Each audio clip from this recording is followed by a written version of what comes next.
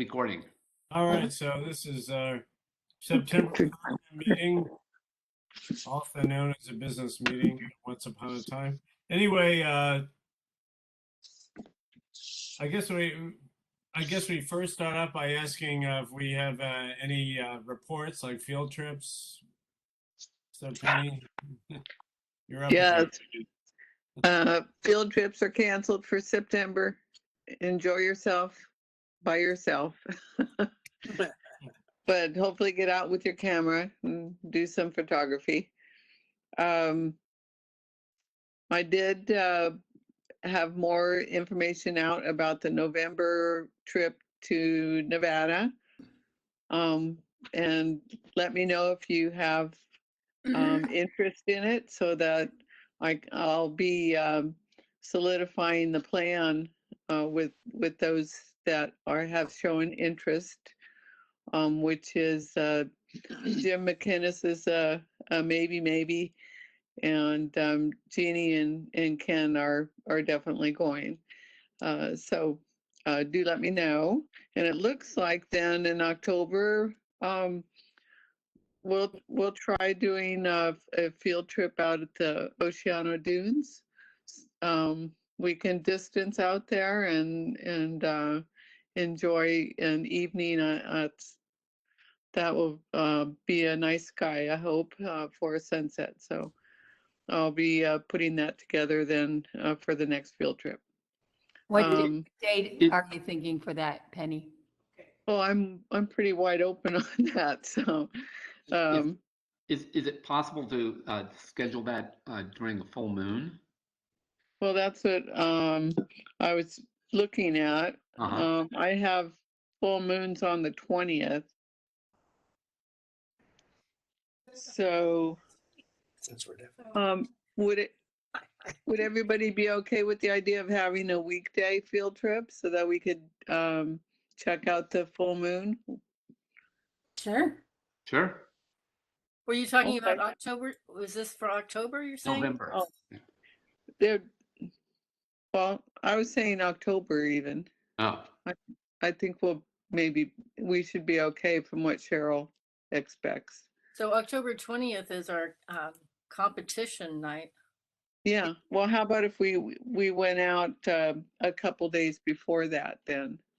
Because the moon is still nice. It'll be just higher in the sky. How Maybe about actually the opposite. Oh. It rises earlier instead of later. Oh, yeah, that's right. Okay. Usually the day before a full moon coincides with sunset. The reason I suggested full moon is if we wanted to stay out late, then the moon would hopefully provide illumination for the dunes, which could be interesting for shadows. That type well, of thing. then maybe the 19th then? I'd like that Sure. date. That works for me. The 19th? That's a Tuesday. Oh, and I'm not available that day. Penny won't be going. Okay. Well, maybe not with the full moon then. How about the 21st, October, Thursday, the 21st? Okay, so then it would be an hour later, the moon would be coming up later. Is that right, Elaine? Closer to an hour and a half. Yeah. So it would just be, I mean, if you wanted to stay out later and use the moon to illuminate the dunes, that could work, but it'll be probably about an hour after sunset. Yeah. Okay. Well, I'll check my social calendar and I'll keep that in mind though, Jim. That's a good idea. Okay. Okay. And then those of you that are here,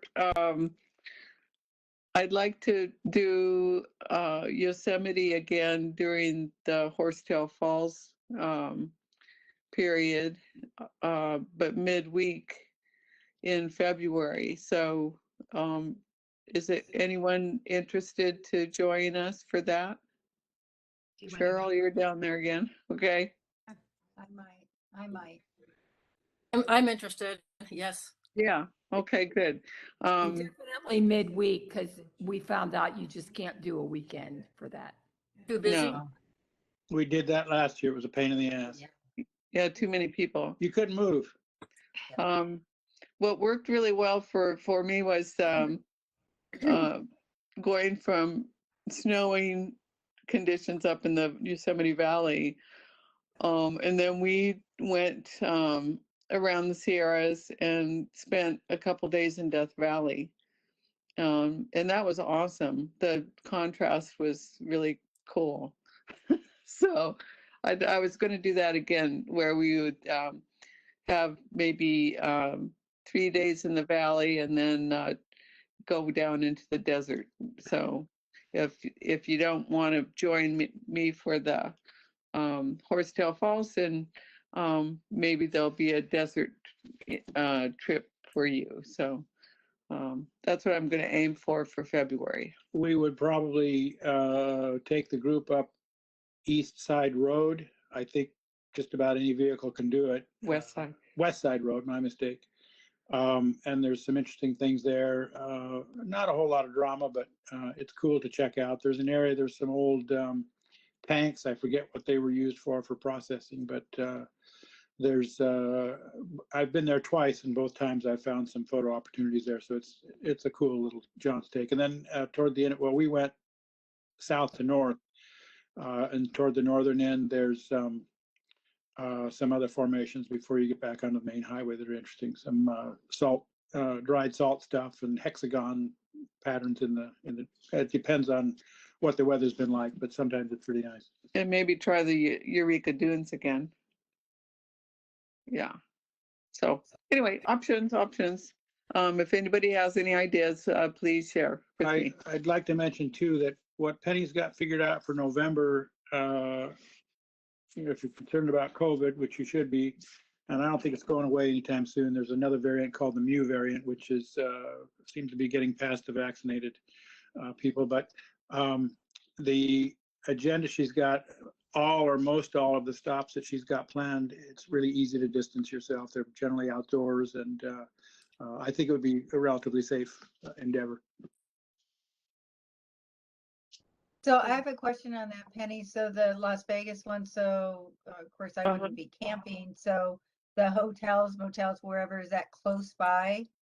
Because you've got those listed. Are those relatively close, or?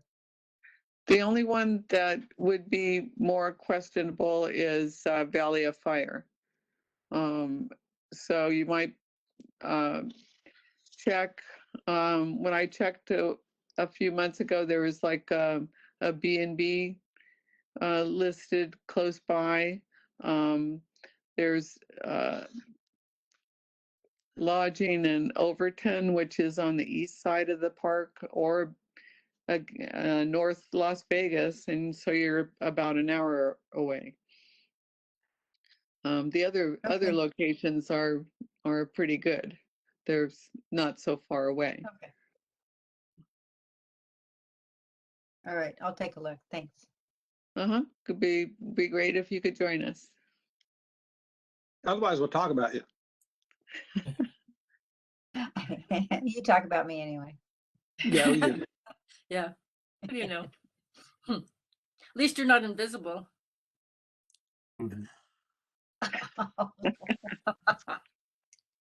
Hey, so for other business, I can tell you what I want to do for next month for the program.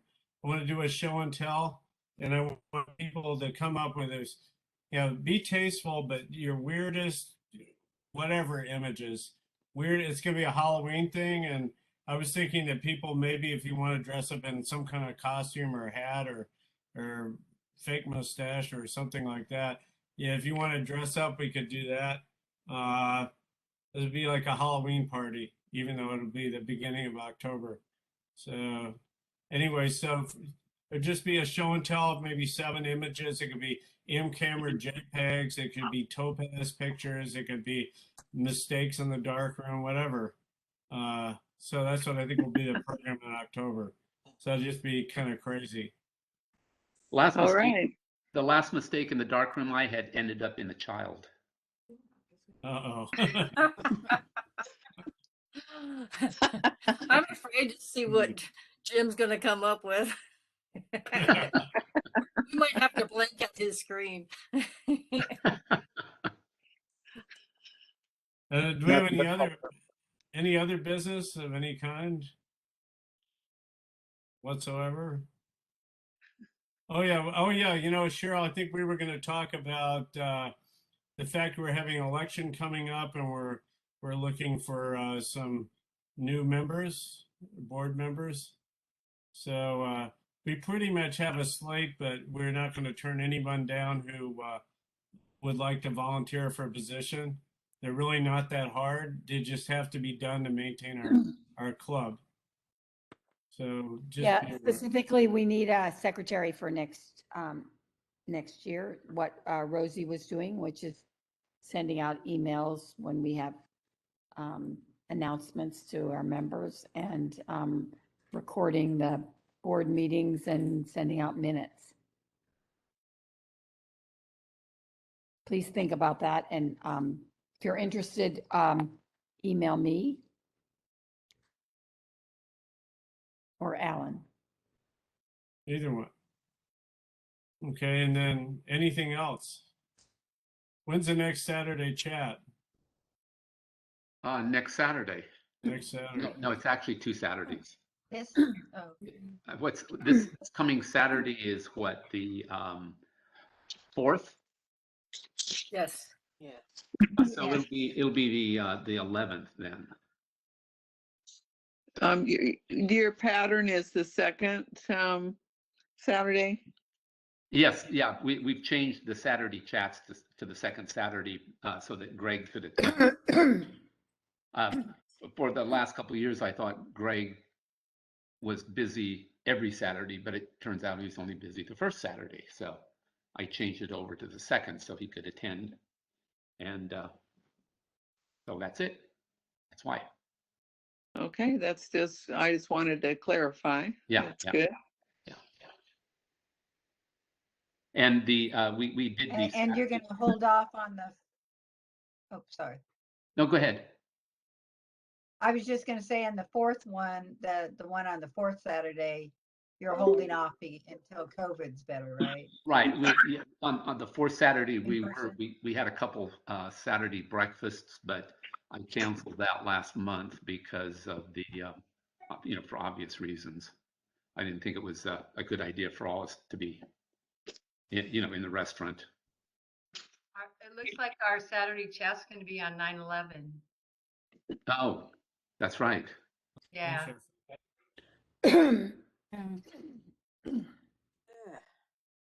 Okay. Anything else? So I guess we're ready to go to the program, which would be basically an extension of last month, and photo books. And my first thing I'd like to say is, what's our timeline for photo books? When do we need to have them turned in? When are they going to be judged, and when are they going to be presented? Okay, so the deadline, just like last year, is the 31st of December.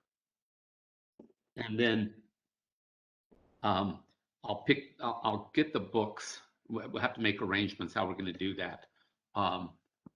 Last year, some people dropped them off over at Scott's bicycle shop. Other people I picked up in person, that type of thing. So we'll have to work that out.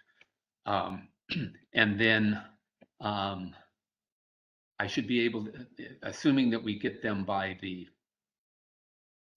first 5 or 6 days of January, then I'll try to set up a judge who can do it by the second week of January and return them by the third week, and then with all the judging done, and then I guess the program meeting for February would be a good time to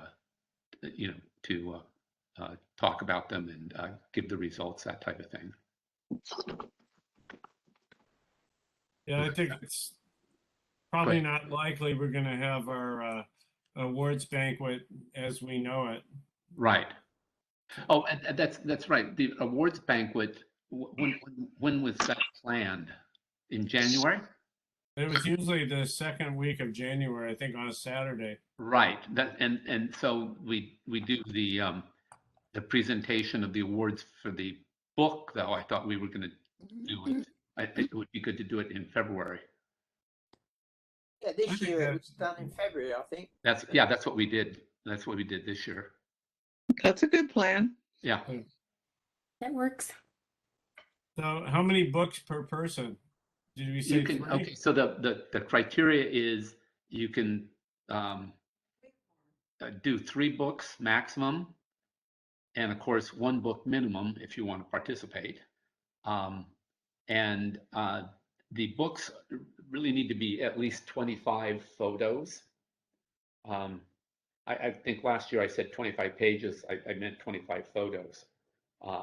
And they can be any style book. They can be a blurb book. They can be any self-published book. You could go to Steidl in Germany and have one printed for $500,000 if you want. And I mean, you know, they can be homemade. They can be just about anything you want. So there's no limit. I mean, there's no restrictions on how you make the book or how you present it. Okay. And I guess maybe Jim, I don't know if you want to write a timeline, but maybe in the next galleon we should have like an official announcement or something. Okay. I mean, you can do it. I can do it. I can do it. I'm going to mute myself so I can make a note here. So you guys go ahead. Okay.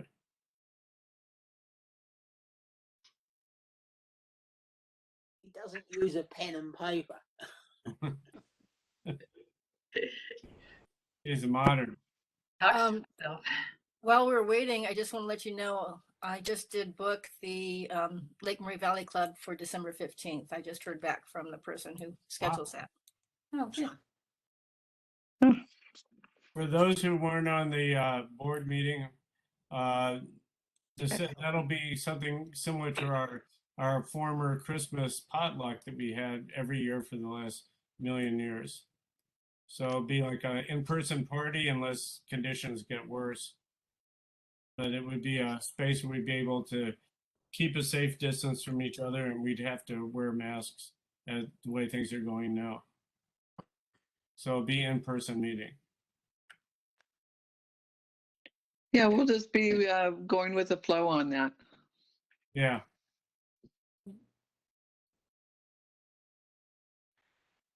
All right. Okay, so I guess anybody else have anything to say? Otherwise, we can show we can do the show of the show and tell. Well, I was going to ask Tony, did you want to show your book from? I was going to last time, but we ran out of time. I was just going to explain the way I use Lightroom to make a book that has nothing to do with blurb. And so if you're ready, I can talk you through that. Okay. Yes. All right, I need to share. Hang on a minute. Get Lightroom open first.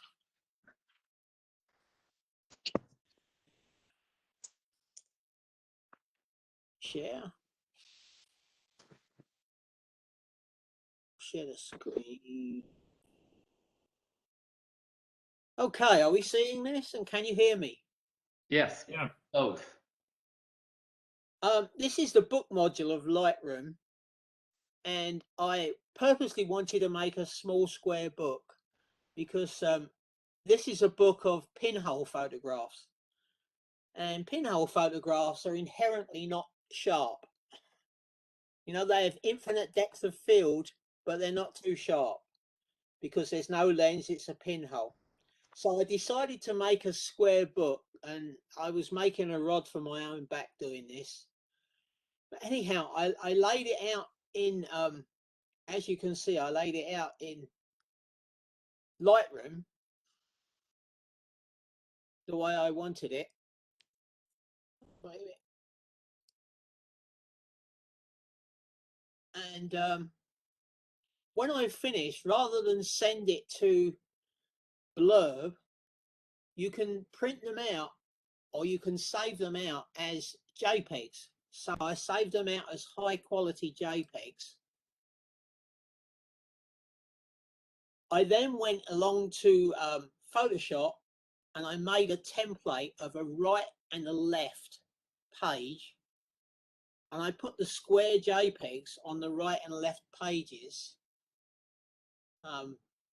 You see, what else have I got going here?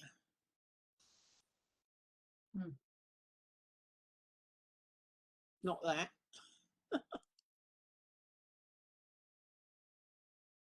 I made templates of the right and left pages in Photoshop.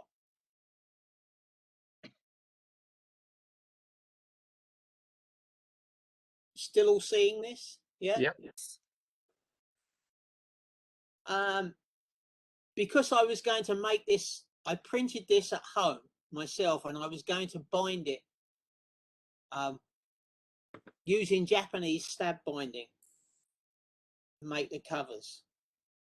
So I made this template, and then one by one, I took the pages, the individual pages, for instance, like this, and I dropped that on into that template with the page numbers and everything. So once that's done, and I can then sort them into right and left pages as per here, as you say, that's a left page, and then I could print on my printer here all the left pages. I use double-sided paper, or double-sided photo paper to do this. Okay, and I then made the covers, and this is a picture of the covers. It's a piece of card, and it's got this cameras on the front and back of the covers, and the internal to which are folded over, and it has a spine. I've put a spine in it, as you can see on the left, more on the top one, and allow those to dry. The reason I made them rod for my own back, being a 7 by 7 inch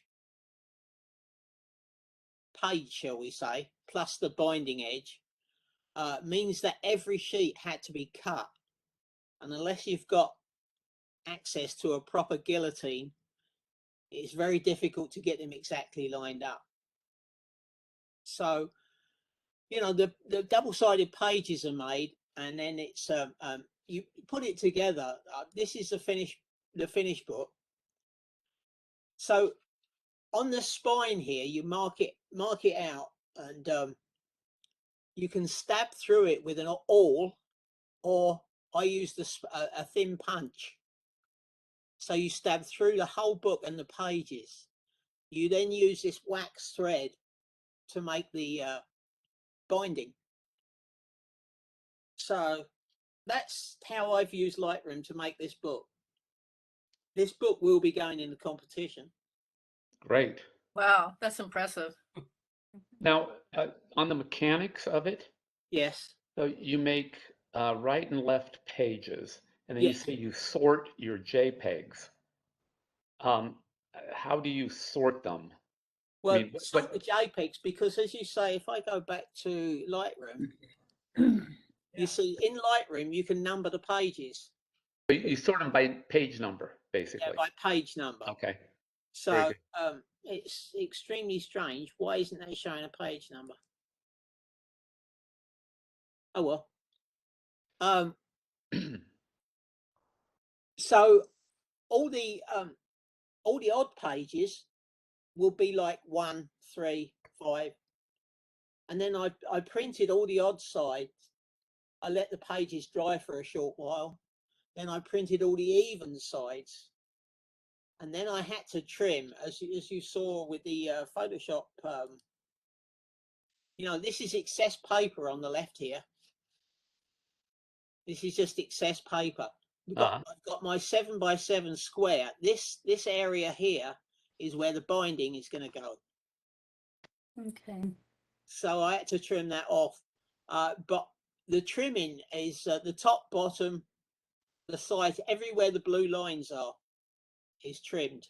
Well, except for this line here. That's where you're. That's the spine of the book, basically. Yeah, that's the spine. The gut, that will be the gutter where it's put together. And as I say, it's very satisfying. You know, it's a process. So you made a template for the right and left pages. Yes, a template, because you know, when you make this as a blurb book, you send it to them. You know, it's the way they bind them. It's there's no spine. You know, they're just pages glued in together, right? Because I needed that guide. Now, when you save these out as JPEGs, they're just 7x7 JPEGs. It's not allowing any spine or anything, which is why you can't just tape this and then put a binding on the edge, because the pages will be all over the place. Well, You and see what I mean? you use double-sided paper, so you print on both sides. Yes. So that means on a page, if it's on one side it's the left template, then on the opposite side it has to be the right template. Yes, that's right. Yeah. Yeah, which is why What type of printer? What type of printer were you using? I'm using a Canon Pro 100. A Canon Pro 100. And I had absolutely no problem. I mean, I checked it with some ordinary paper first. I was concerned about registration, but I printed all of the odd sides, and then I just turned the paper out, turned the pages over, put them back in the printer, printed all of the even side, and they all came out perfect. Good. So I spent a lot of time working this out. He said it's double-sided photographic paper. So you would be willing to mentor someone who wants to make one of these? Yes, I would. I mean, it's what I've got here is Moab LaSalle photo matte paper, double-sided, so it's coated for printing on both sides, and it's a lovely paper. It's quite thick though. Yeah. You know, it's well, you guys, some of you guys have seen this book already. Yeah. And you know, well, I was pleased the way it came out. Yes, I had a few little tiny mistakes in it. I could start again. There's always something you overwork. Yeah. It seems. But you know, I've been doing pinhole photography for years. On your Lightroom, your page numbers box is not checked. So that's why your page numbers aren't showing. Right above the white square there. Check there. There you go. Yeah. There's your page numbers. But yeah, it's you know, it's a way of doing it. Very good. And the last thing is that if I go back to Lightroom for a second, if I go back right up to the top,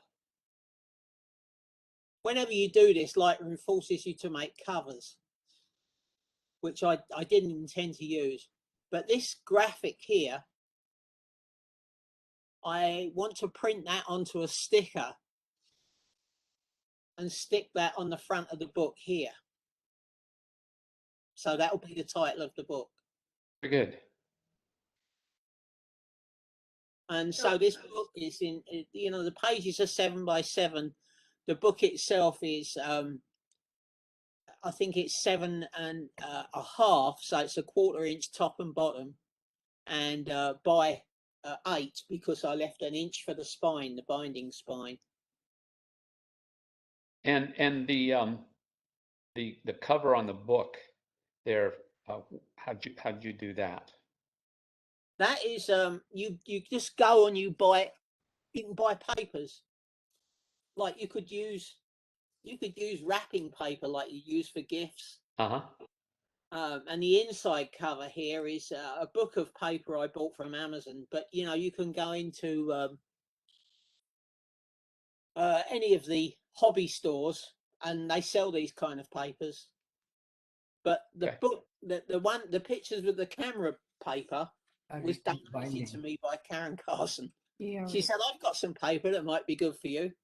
I said, "Oh yes, please." Used to Very wax. Perfect. Yeah. Yeah. So I've got a question, Tony. Carry on. I'm just looking in Lightroom Night right now in book, and it says something about you can do a filler text. So why did you, could you not do what you wanted to do in Lightroom? You had to take it into Photoshop, and was that because the text wouldn't have worked right, or? No, it's nothing to do with filler text. It's to do with the fact that I needed a binding margin. You couldn't do that in And you can't do that in Lightroom because Lightroom. this is using this program. Initially, I was going to set all these up page by page, either in Photoshop, or I even bought a desktop publishing program to try and do it in. It wasn't expensive, Affinity Publisher, and I was going to set up a template and do it like that. Then I thought, well, I'd just use Lightroom because it's easy. You can put all the photos you want in the book in a collection, and then you just, you know, use that collection to make the book. But it won't allow for the for a printing edge room for it to be to have a margin, a binding margin. Yeah. Okay. I'm not gonna be able to stay on this the whole time. Yeah. So, you know, it's We gotta drive home. Well, that looks pretty good, Tony. Mm-hmm. any other questions? Approximately how much time did it take you to do all of this? Well, I didn't do it in I didn't do it Linearly. linearly. Yeah, I mean, I spent, you know, probably a couple of weeks messing around as you do in the blurb part of setting that up. Okay. And then when I was ready, I ordered the paper and that came in, and I did the printing and the cutting. And then I was looking for cover paper when Karen offered me this. And so I guess in all, I spent probably 5 weeks spread over time. Bearing in mind that, you know, I've had some problems with walking and stuff like that. So, but, you know, if I set my mind to it, I could probably redo the entire book in a couple of days. Okay, very good. You know, if you don't mind spending the time. One more question, if you don't mind. How do you save it? I see it says create saved book is, and I also see it says send book to blurb. So if I don't want to send it to blurb, but I want to print it out like you are, I would create a saved book. Yeah, well, where it goes at the save book, at the top, it's got book. It says blurb photo book, blurb magazine. Can you see where it says book? Oh Right. yeah, I see that now. Yeah, When you PDF, click on that, JPEG. right at the bottom, you can save it as a JPEG or as a PDF. They're the Oh, okay. same. I mean, I could have done it as a PDF, but the JPEG, if you set your quality to high, it's good enough for this. Yeah. Easily good enough for this. Oh, fantastic. That's great. I'm going to try that. Yeah, and if you, as far as the binding's concerned, if you go on YouTube and search for Japanese stab binding, there's so many articles about how to do it. And There's I so don't know many if I'm ways gonna, to I don't know make if I'm books. that creative, but I'm gonna maybe try to do a book using Lightroom. Thanks. The other thing is that some people do would be the same thing to print it out using the. Let me come out of this a minute.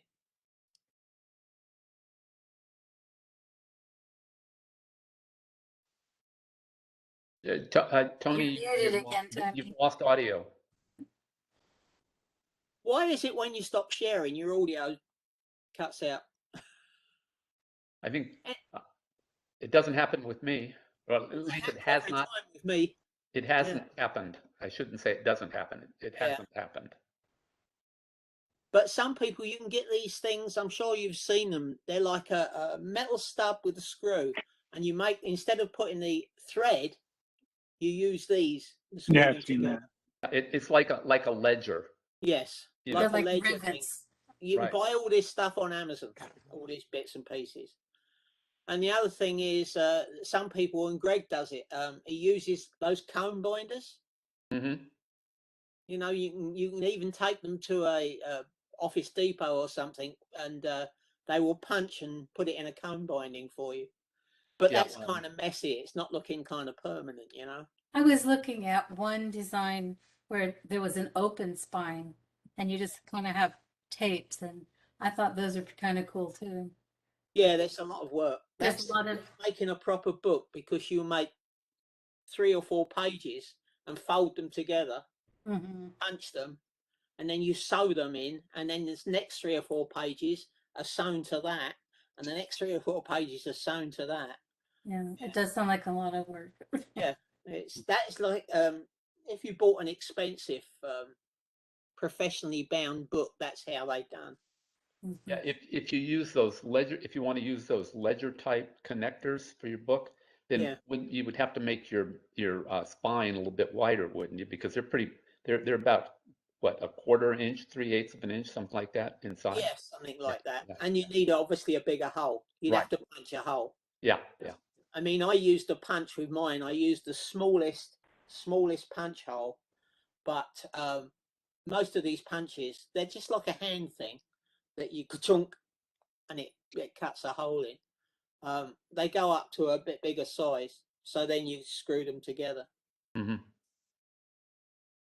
You know? You could also use a 3-hole paper punch, probably. Well, yeah, they're big. Yeah, I know. Not on a 7-inch one, you couldn't. There's all sorts of stuff out there. Like years ago, they used to have them. If you got the equipment, you buy the covers. Not fancy covers like that, but they got like a glue ready set in the base, and you put your pages in, and it goes in and it heats up and it glues your pages together. But these are the sort of things they use for corporate reports and that kind of thing, you know. But for a truly handmade book, I can say I took the photos, I printed the photos, I cut them out, I put them in the covers. I got about a book. Good job. Yeah, that's great, Tony. Karen has made a homemade book. Also, when Karen did her book, Yeah. was her binding similar to yours? Yeah, she's employed several different kinds. She's used larger holes, but raffia. You know what raffia is? Yeah. Oh, yeah. That would She's be. used raffia to bind it instead of the twine like I used. She's also used those screw things that you're talking about, like ledger screws. Mhm. She's done several different kinds. Endless possibilities.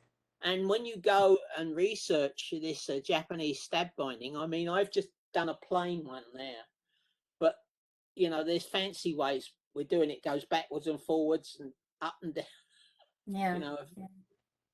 you just have to end up. You start off with a big long piece of thread on a needle and do it right.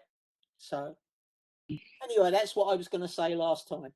Very good. That was a nice presentation, Tony. I Thank you, think it's Tony. really appropriate with the pinhole images to do it that way.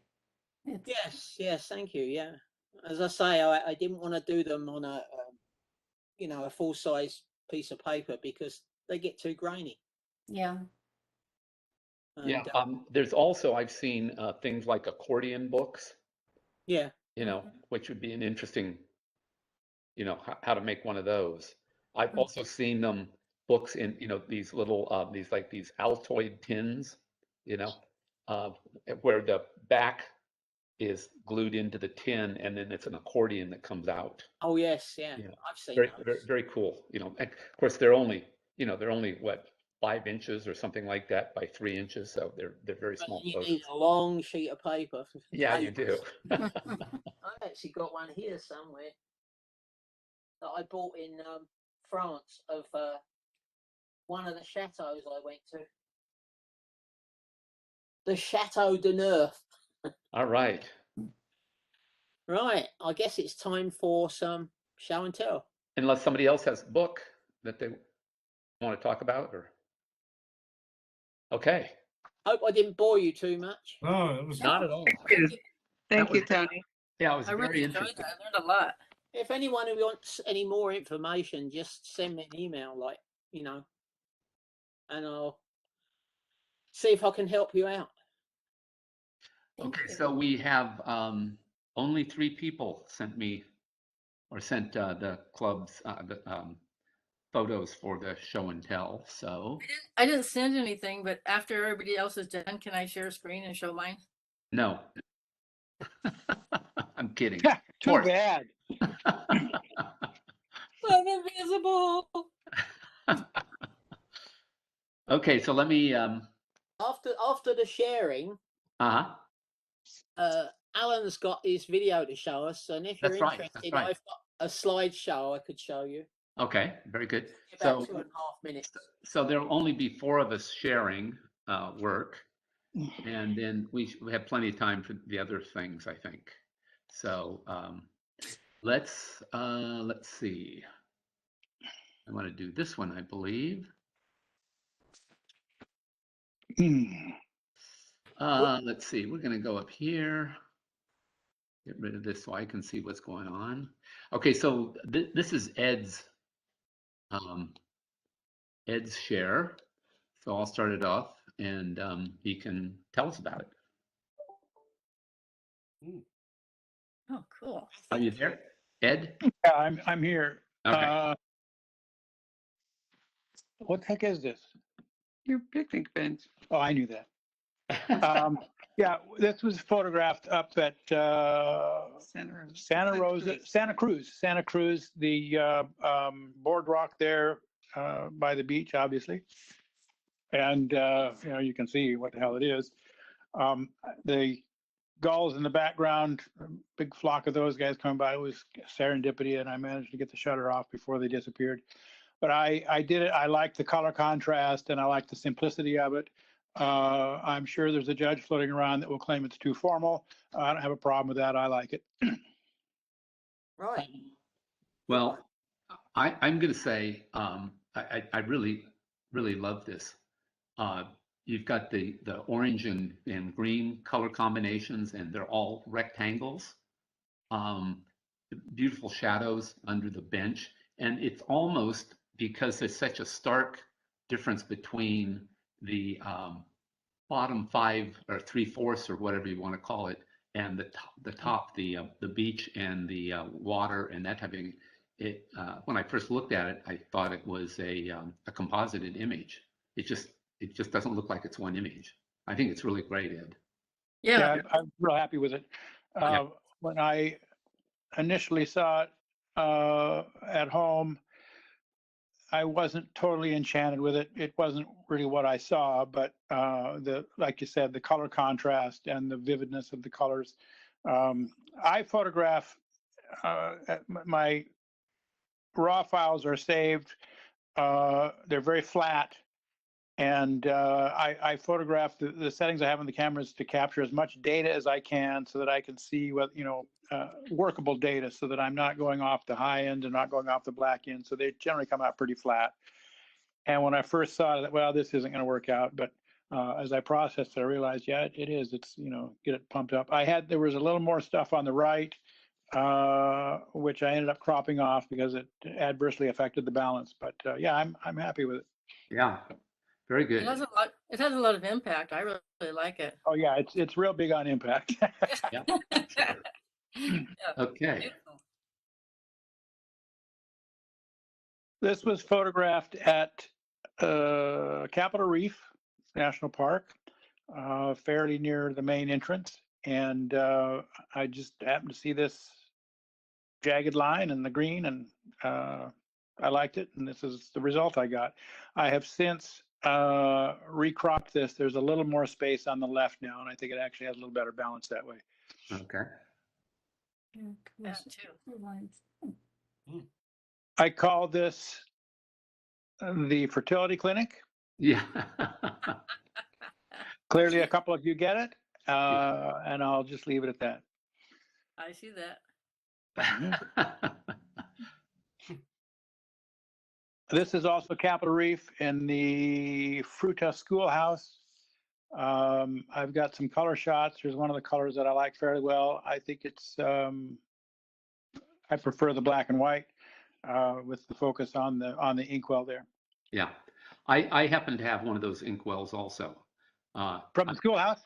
No, I was back in School days when he was a child. right. Oh yeah. I still have those quill pens. Oh, did they have pens even when you were in school? I thought you were writing on clay in those days. Even. No, I was back in Harper's Ferry in West Virginia, and I found an old rubbish dump, and I went through it and I found a bunch of bottles. And Oh, really? yeah, and one of them was. So you have, you're not talking about having a photo, but you have an inkwell. I have an inkwell. Yeah, actually have. That's cool. Yeah, I like that. Well, I liked this photograph. You've got the chalk there and the little slate that's, it kind of has the whole program there, and you can tell a little in the background the book and the desks and what, with the chair there in the lower right hand corner. Yeah. I thought it gave good presentation of the story and the situation there. Very good. And I think that's the last one, Ed. I think. Yeah, one more. I think this is probably the last one.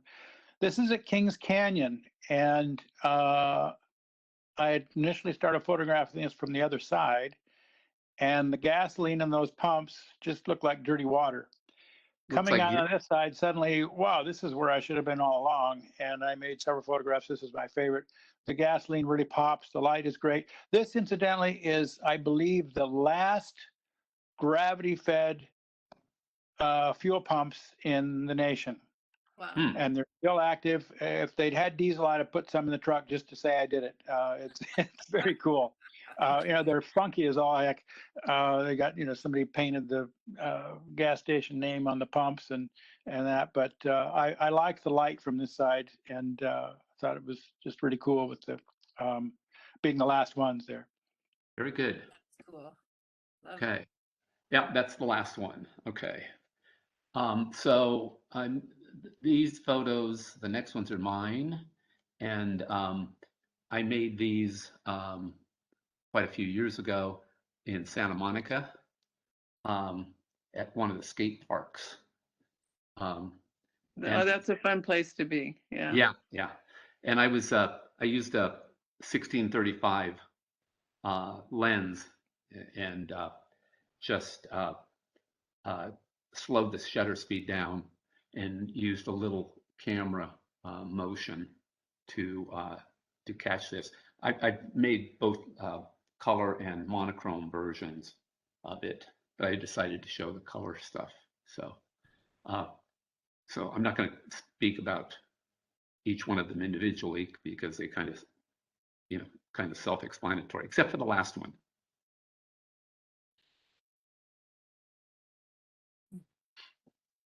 I like the effect of the trees. Mm-hmm. Yeah, Yeah. I like them too. That's camera movement, obviously. Yeah. Because the trees don't move like that, but the skateboarders, that's basically the slow shutter, basically. Jim, you move the camera or you move the lens? I moved the camera. Actually, I moved the lens because it was on the camera.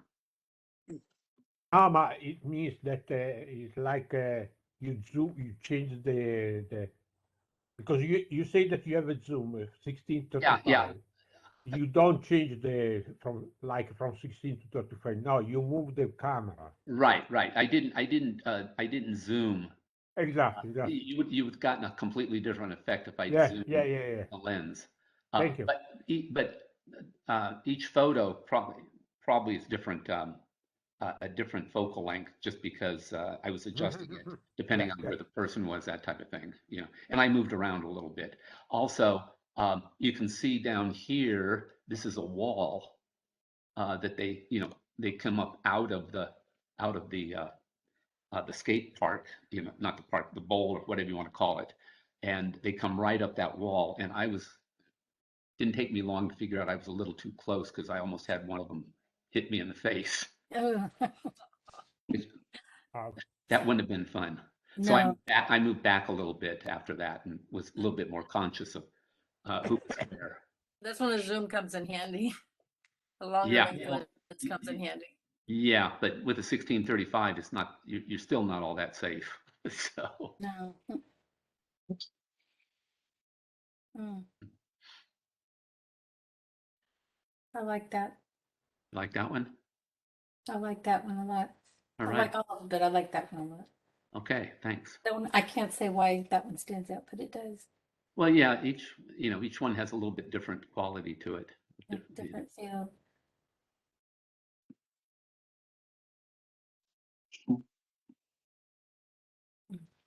And I think this one's different, obviously. This is in Santa Monica also.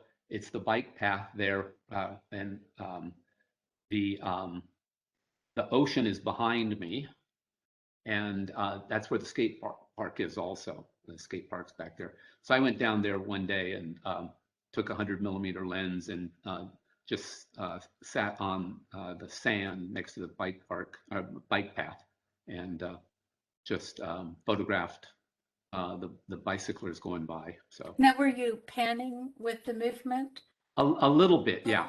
Yeah, a little bit of panning. Right, yeah, because I had the 100mm lens, and I would catch them a bit before they got to me, obviously, and then I kind of just follow them.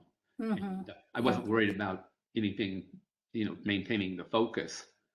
So basically, I focused them when they were farther away, and then just held the shutter down, you know, halfway.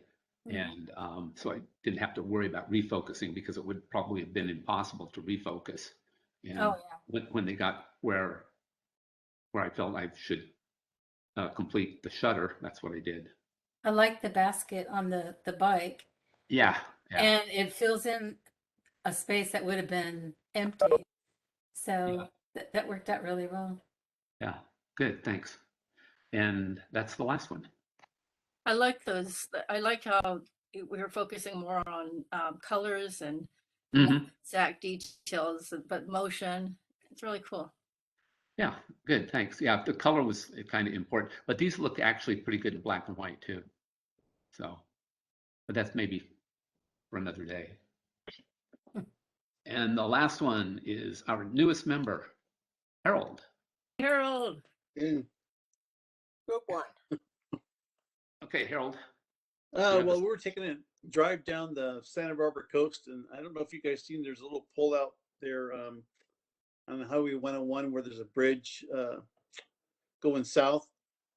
I don't know, it's just past Gaviota, maybe about 5 or 6 miles. And so walked down there and just picture the coastline. I thought it was pretty. So wasn't I with you on this one? Oh yeah, I think most of these you probably were on me. I don't know if you guys know Jim's my neighbor, so I didn't know he had right across the street. So I thought all his neighbors moved away.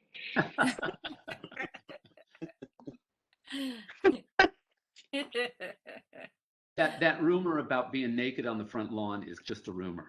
Yeah.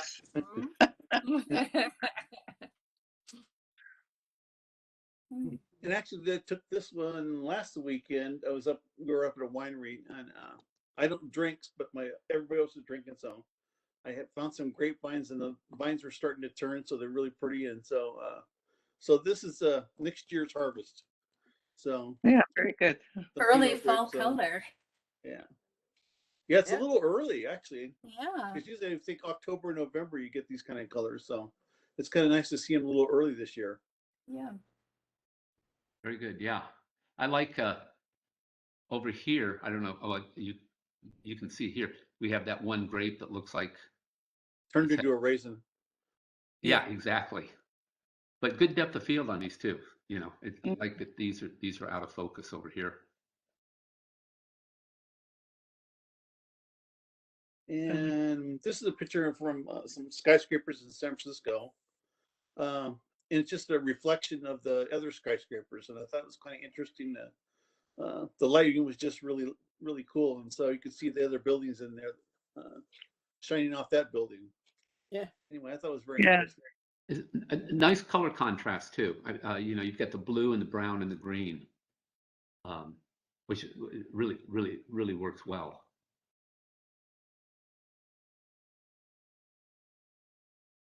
And this was another outing with Jim. So we went down to Ventura, and we got really lucky because there were some big waves down there. And so for Ventura anyway, we wanted to go down there and catch the fog with the surfers, but anyway, we caught this guy's surfing. So I liked it in black and white. It's actually pretty good in color too. But anyway, I had this one printed out on a canvas, so I'm interested to see how it's going to turn out. Yeah.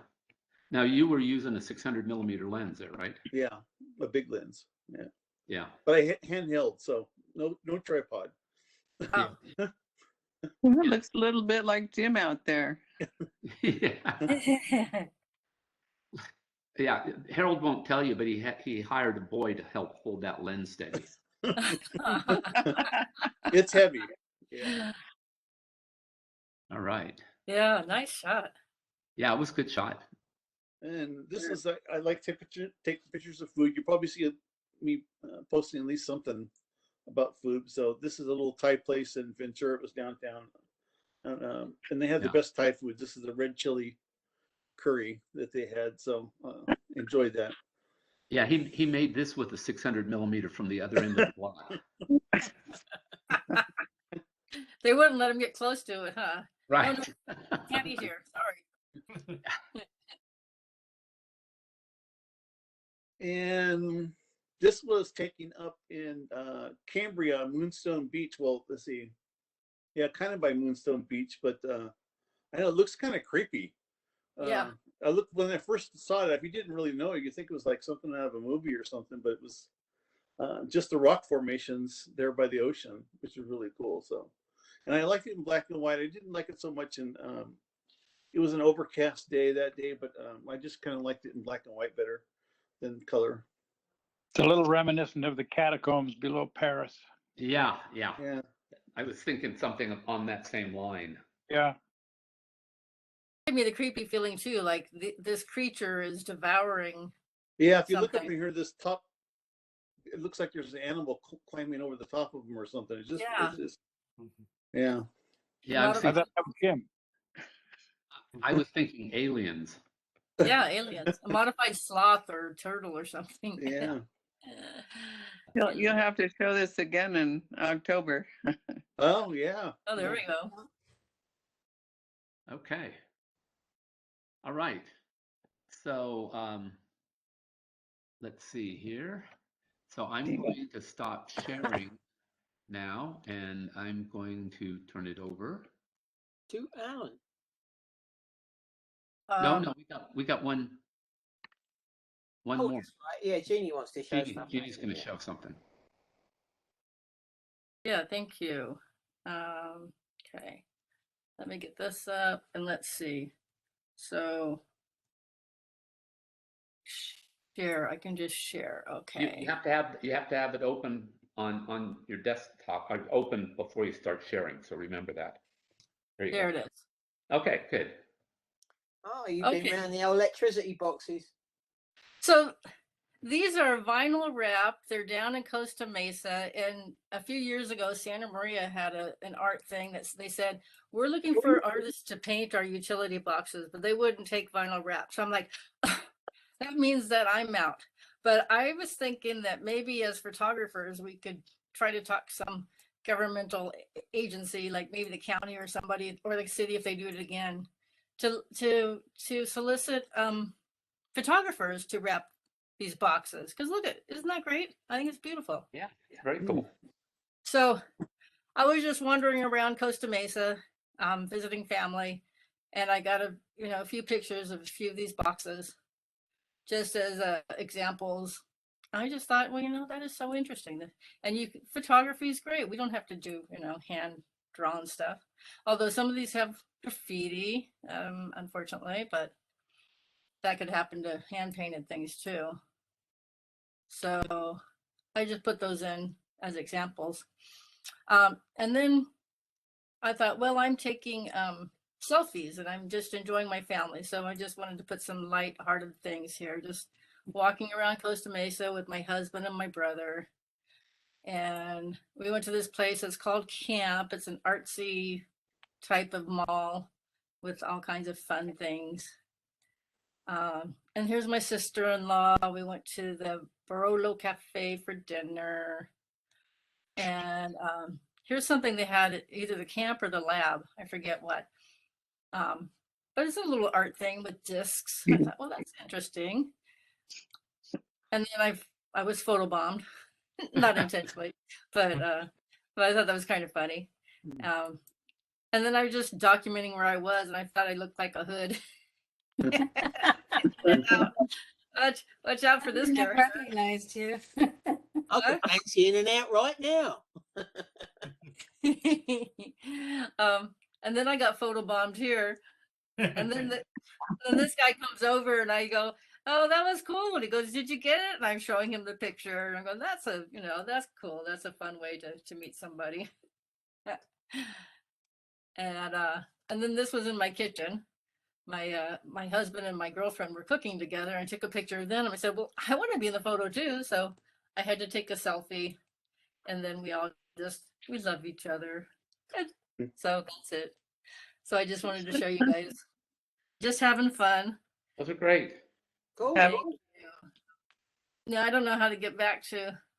Go put your cursor up to the top of the screen, There we move a go. little bit. There you go. You must figure it out. And now you can't see me. There we go. You'll come back. There you are. Okay. Yeah, anyway, those are just for fun. I just want to show some fun things you can have with the phone. Very good. Some things I had. Anybody else before, I think Alan, but anybody want to throw anything in that they hadn't thought about and they just decided they'd like to? Okay. I've got a question. Is there in WebEx, is there a thing where you optimize for video like it is in Zoom? Yeah, when you share. Yeah. I think it's been a while. So when you share, it's like a drop down.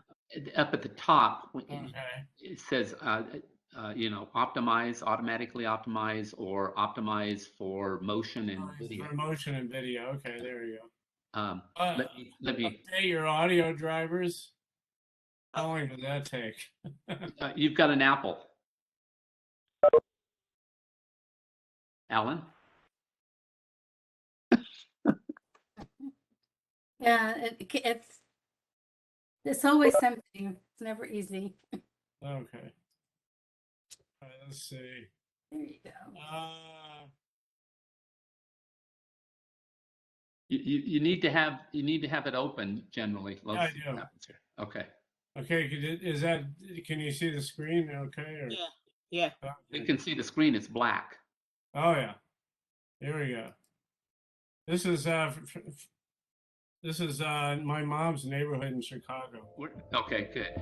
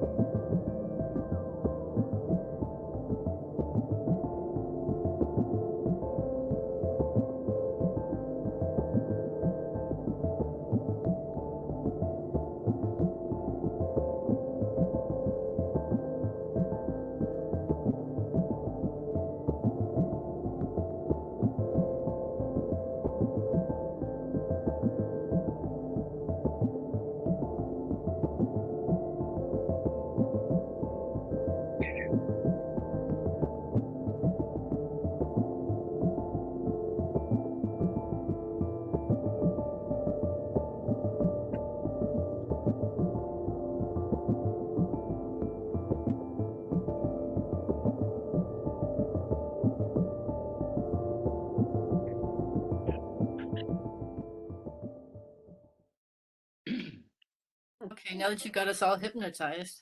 Yeah. Deal with a joint for that. Yeah. Oh, more than that. No, I don't think you need a joint after that. I think it just does it all by itself. So what video program did you use? Photo Magico, which Oh, is like kind of a Mac. It's kind of a cheesy Mac version of a Pro Show, all right.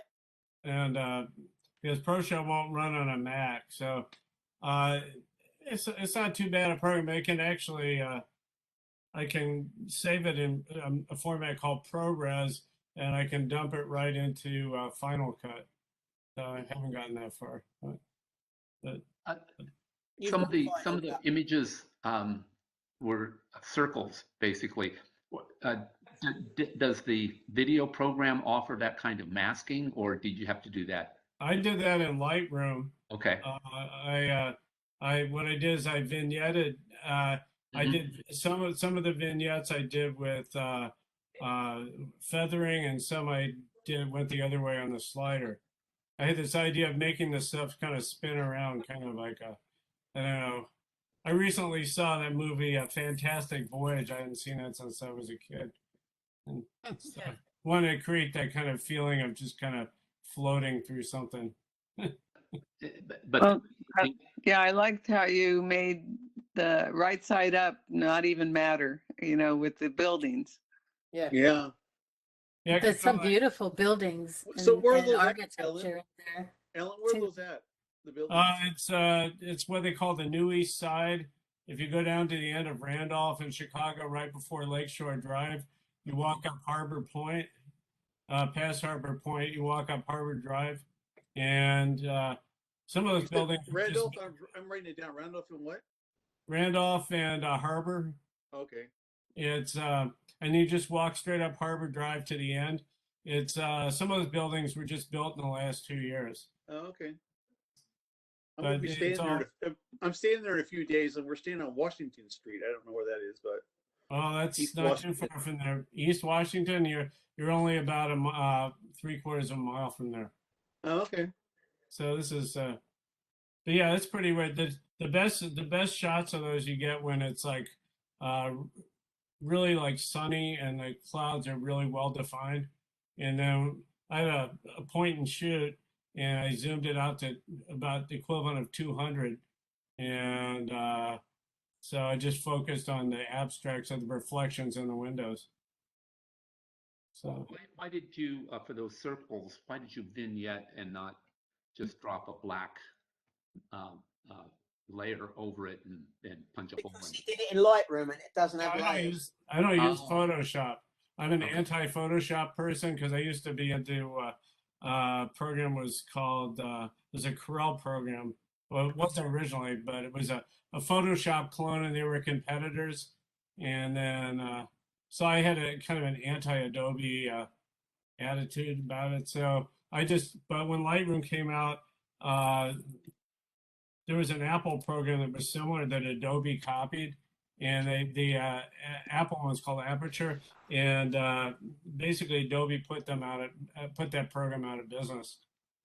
But I've been using Lightroom since version 1.0, so I try to switch away from it, and I always go back to it. Yeah. It's the best cataloger I've ever seen. Yeah, it's a great catalogue. Yeah. Say that again? It's a great catalogue for cataloguing your work so you can find it. Yeah.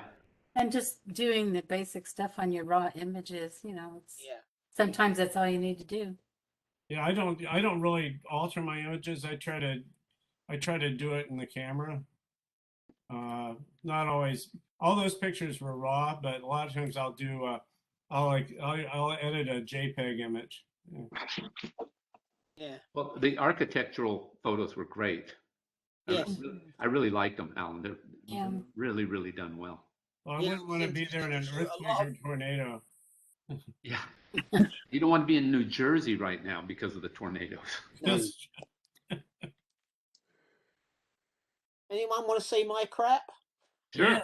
Yeah, we want to see your crap. yeah.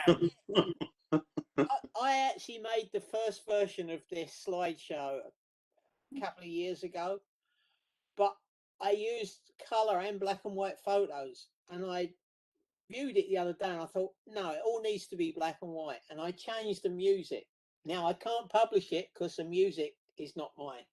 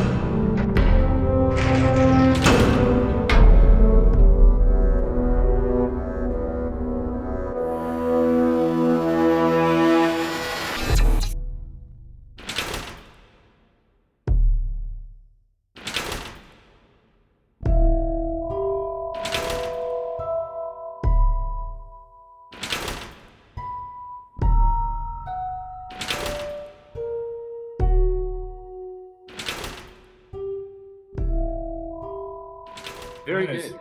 Wow. Yay. You needed to show that one for our October theme. Yeah, yes. Yeah. That'd be Yeah. perfect. Nice black and white photos once again, Tony. Very nice. Yeah, really nice. Thank you. And I Amazing like place. I like how you had that one background image that maintained through through Yeah. the Yes. whole video. It was really effective, I thought. Yeah. Yes, I agree. You know, I enlarged it up and I made it pretty dark, so it's not overpowering, but Yeah. but you know, when I originally did it, I had some color images in there, and it just, you know, when I reviewed it the other day, I thought, nah. Yeah. I think it's black and white was perfect. Yeah, I Yes, think the black and white good. was good. I might have darkened down that outside image just a little bit more because I thought it competed, but I thought it was overall effective. I thought it was a good Halloween. It would be a good Halloween one. You can show it again. if you- Tony's childhood home. Yeah. I'll show it at the Halloween meeting. Yeah, you can show it again. That would be. I'd like to Definitely see. set a mood. Yeah, as I say, originally I had different music to it, and which was, you know, it's on YouTube. I've got it on my YouTube channel, but obviously using stealing the Clockwork Orange music from when. Yeah, I think that's Procession for the Funeral of Queen Mary or something like that. I forget, but it is the Clockwork Orange. When that movie came out, Henry I took a Purcell. very conservative young lady to see it. Yeah. I thought it was a spy movie. Well, it wasn't. No. And I thought, oh my God. She's gonna hate me. She's never gonna. I says, you know, I thought this was a spy movie. I had no idea it was anything like this. She said, that's okay. I love you anyway. But it was, God, what a disaster. But it was a good movie. But Kubrick, what can you expect, you know?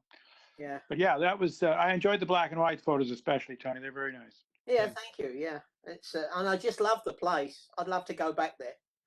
Yeah. Maybe when I can walk again. What place Right, was that? yeah. I know you told us before. I know you told us before when you showed that, but what place was that? Preston is proper name is the Preston School of Industry, or was, but it's always had the nickname of Preston Castle. It's in Ione, which is up in the Gold Country, you know. Okay. And the day we were there, it was over 100 degrees. I don't think we've been there, have we? Oh. Did you have to have special access to that, or well, how did that work out? What it did, I don't know if they've done it since, but they had, when Karen and I went, Karen Carson and I went, they had, my wife spotted it online. They had a photographer special where you could go, you could take models there, and you had to pay for each person, but you could take models and spend as long as you like in the rooms. You can't go everywhere in the place because there's certain parts of it where you can see the ceiling from the basement. Yeah, You know, yeah. floors. Oh, yeah. But you know, they do, I think they do tours all the time. And I know that they take, well, they do a Halloween thing there. Oh. As you might expect, it's creepy. Mhm. But take yeah, off. it's a I'll see you fantastic later. place. I'd like to go back again. See ya, Alan. Let me know when you go. Yeah, yeah. Where's it located? Ione, California. Ione. It's in Northern California. Northern California. It's we went up there, we drove up, we left in the morning, we drove up there, we had a hotel, Karen and I, separate rooms. We took our luggage to the hotel, and then we were allowed access. I think it was 3 o'clock in the afternoon, 3 o'clock till 7 or 8 or something. And so we went up there and went in, did our photography, back to the hotel, dinner, up in the morning and drove back, you know. Be a great field trip. Yeah, yeah, great field trip. It was. It was. And I don't know. I'm sure it's closed at the moment for COVID, but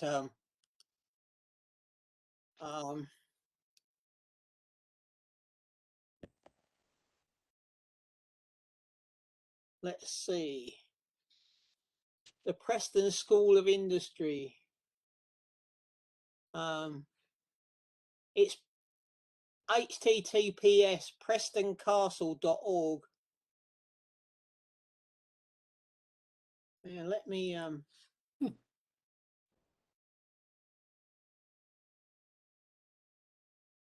there.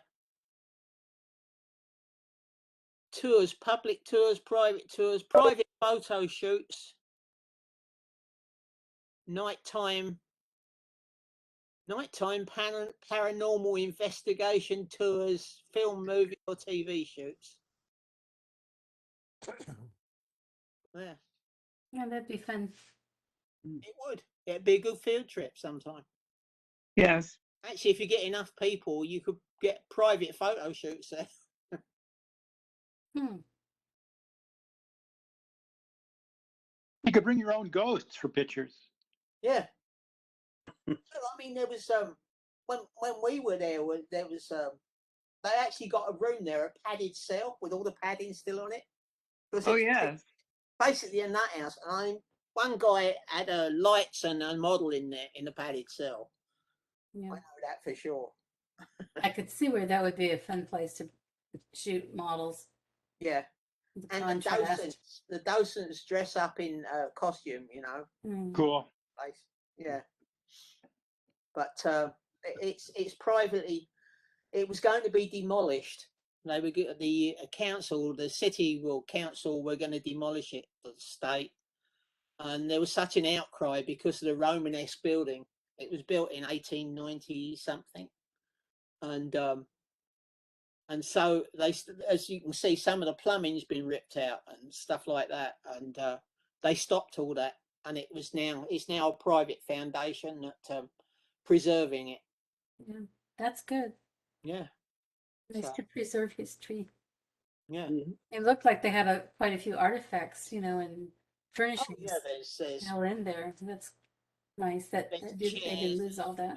furniture. There's I think it used to be the staff room's got a chandelier still hanging on the ceiling.